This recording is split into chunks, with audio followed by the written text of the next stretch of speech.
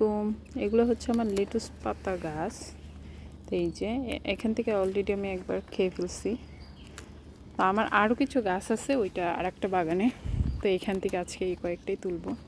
মাশাআল্লাহ অনেক হচ্ছে, গ্রোথও ভালো। তো অল্প কয়েকটা করে তুললেই হয়ে যায়। এই যে অনেকগুলো, আলহামদুলিল্লাহ। এখানে আর একটা ছোটো গাছ।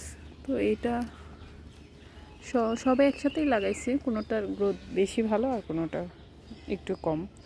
এই হচ্ছে লেটুস পাতা। বাগান থেকে এইগুলা ভেজিটেবল আমি কালেক্ট করেছি। এখানে 3টা ফুলকপি আছে, এই যে মাশাআল্লাহ। মানে ফার্স্ট টাইম লাগাইছি আর যত্নও করি নাই, জাস্ট মাঝে মাঝে একটু পানি দিচ্ছি শুধু। গাছে কোনো কিছুই দেওয়া হয়নি, দিলে হয়তো আর একটু ভালো হইতো।